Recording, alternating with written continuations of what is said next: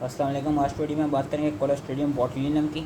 अब बोटुलिनम का ये देखा गया कि ये वाली जो क्लोस्ट्रीडियम है कॉजेस बोटुलिज्म, और इसकी ट्रांसमिशन कैसे होती है। इसके भी जो स्पोर्स होते हैं वो सॉइल में वाइड स्प्रेड होते हैं, लेकिन ये देखा गया कि जो इसके स्पोर्स होते हैं वो आपके वेजिटेबल्स और मीट्स को कंटेमिनेट कर सकते हैं। और इसकी ट्रांसमिशन ऐसी होती है कि अगर आप कोई कैंड फूड खाएँ, मतलब कि कोई कैंड या ऐसा कोई वैक्यूम पैक कंटेनर में कोई फूड हो जो कि इससे इनके स्पोर्स से कंटेमिनेट हुआ हो, तो वो उनको इंजेस्ट करने से आपको बोटुलिज्म होता है। क्योंकि ये देखा गया है कि जो हम कैंड फूड खाते हैं या जो कहते हैं कोई भी टाइटली पैक्ड सील कंटेनर में कोई फूड हो जहाँ पे बेसिक जो कि कंटेमिनेटेड हो और जिसके पास क्या कहते हैं जो बेसिकली कंटेमिनेटेड हो इसके बोटुलिनियम के स्पोर्ट्स है, तो होगा क्या, उन एनारोबिक कंडीशंस में जो आपका स्पोर्ट्स हैं वो सर्वाइव कर लेते हैं, वो जर्मिनेट कर लेते हैं और वो टॉक्सिन प्रोड्यूस कर लेते हैं within these canned foods. और जब हम इस प्री फॉर्म टॉक्सिन को खाते हैं तो फिर हमको बोटुलिज्म के साइन एंड सिम्टम्स मिलते हैं। ये देखा गया कि कौन से हाई रिस्क फूड्स होते हैं। एक तो alkaline vegetables like green beans, papers and mushrooms और स्मोक्ड फिश। इनमें ज़्यादातर देखा जाता है कि इनको अगर हम इनके कैन में या किसी ऐसी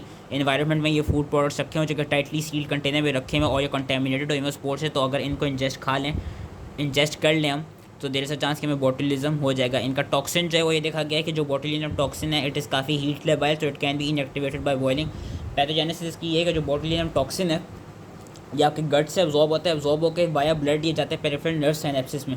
वहाँ पे क्या कराता है, ये जो एसिटाइल कोलिन है उसके रिलीज़ को ब्लॉक करता है। क्योंकि बेसिकली ये एक प्रोटीज होता है, तो करता क्या है कि वो प्रोटीन्स जो कि एसिटाइल कोलिन के रिलीज़ में इन्वॉल्व होती हैं उनका बेसिकली इनएक्टिवेट कर देता है, उनको क्लीव कर देता है, जिसकी वजह से एसिटाइल कोलिन का रिलीज़ ब्लॉक हो जाता है। और ये देखा गया कि जो बोटुलिज्म टॉक्सिन है it is encoded by lysogenic bacteriophage, और इसकी 8 इम्यूनोलॉजिक टाइप्स हैं जिसमें से टाइप ए, बी और ई ये ज़्यादा कॉमन है। क्लिनिकल फाइंडिंग्स ये हैं कि जो हमको डिसेंडिंग वीकनेस मिलती है, क्रेनियल नर्व्स की पैरालिसिस मिलती है, diplopia, dysphasia, ptosis and respiratory muscle failure मिलता है।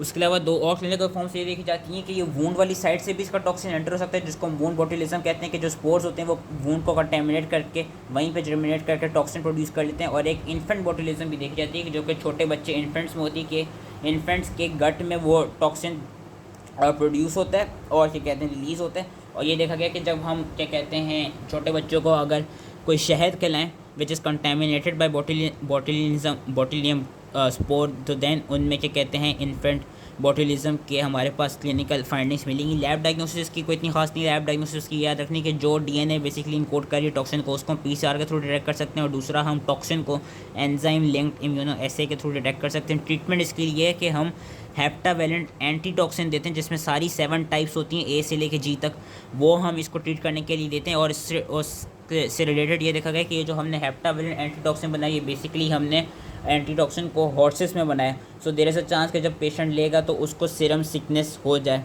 और जो इन्फेंट है, इन्फेंट बोटुलिज्म को ट्रीट करने के लिए हम बाईवेलेंट एंटी टॉक्सिन देते हैं जिसमें टाइप ए और टाइप बी प्रेजेंट होती है। प्रिवेंशन इसकी ऐसी है कि जो कैन और वैक्यूम पैक कंटेनर जो इनकी प्रॉपर स्टेरिलाइजेशन की जाए, जो फूड है उसको एडिक्वेटली कुक किया जाए ताकि टॉक्सिन जो इनएक्टिवेट हो जाए। और दूसरा, अगर कोई हमको ऐसा कैन लगे कि जो ख़राब है या जो स्वोलन कोई कैन मिले तो उसको डिस्कार्ड करी जाए, उसमें से खाना नहीं खाया जाए। So that was it related to botulism. I hope इसलिए समझ में आ गया। Thank you.